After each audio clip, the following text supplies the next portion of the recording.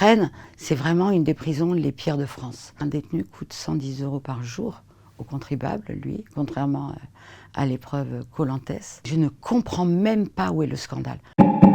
Voilà ce qui s'est passé à Fresnes. Il y a eu une journée où les détenus et les surveillants ont rigolé ensemble à faire un jeu, soi-disant à la Koh-Lanta, dans la cour de promenade. Ça passait par des épreuves, il y avait de la culture générale, un quiz, il y avait des jeux d'eau, et ensuite, oh horreur, il y a eu 2 détenus qui ont participé à une course de cartes dans la cour. Mais c'était une ambiance extrêmement bon enfant.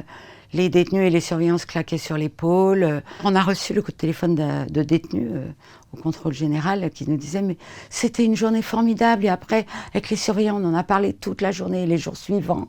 Tellement c'était bien, on en riait ensemble. Et ça a recréé des liens avec nous et les surveillants. Le contribuable n'a rien payé du tout. C'est la boîte de prod qui a tout réglé. Et je rappelle qu'un détenu coûte 110 € par jour au contribuable, lui, contrairement à l'épreuve Colantes, et que ça fait très cher pour fabriquer de la récidive, et ça fait très cher pour être incarcéré au Club Med dans des conditions pareilles. C'est dommage, il n'y a pas eu l'épreuve de manger des vermines pour survivre comme dans Koh-Lanta. Ça, les détenus, ils ont l'habitude, ils en ont plein leurs cellules. Il faut savoir que Fresnes, c'est environ 1900 détenus, c'est surpeuplé à 144%. Il y a un détenu qui dort au sol quand ils sont 3 dans la cellule.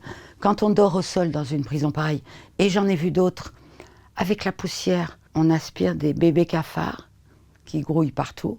Je ne parle pas des punaises de lit. Je ne parle pas du temps qu'il faut pour accéder aux soins, des mois.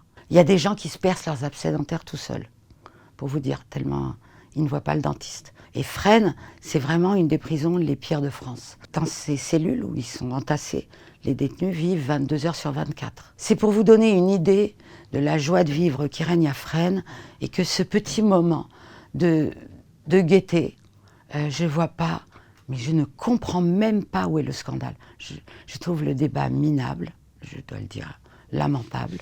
Je trouve qu'il est lancé par des gens de mauvaise foi, parce que j'ai lu qui avait commencé sur les réseaux sociaux, sont des gens qui connaissent la prison, qui connaissent les conditions de détention, et qui font croire à nos concitoyens que la prison c'est le Club Med.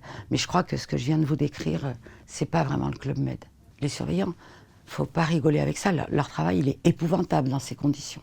Tout ce qui peut faire baisser les tensions entre surveillants et détenus est bon, et tout ce qui fait baisser la tension ramène à une sorte de vie normale hors les murs, eh bien, est bon pour préparer la sortie et pour la réinsertion, quoi qu'en disent certains. La réinsertion, elle passe aujourd'hui par des centaines de choses. Simplement, il faudrait que les détenus y aient accès.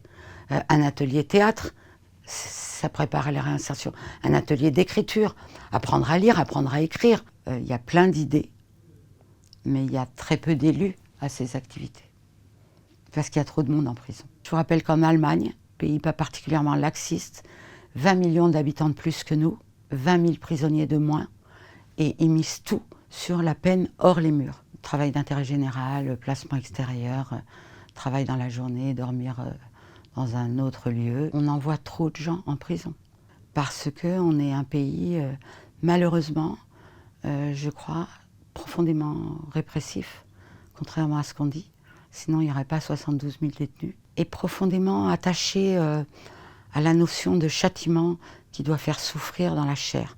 Et je pense que c'est pour ça que personne ne fait rien contre les cafards, les vermines, la surpopulation, et que finalement le gouvernement a montré qu'il attachait plus d'importance à cette histoire de cartes qu'au scandale de la surpopulation.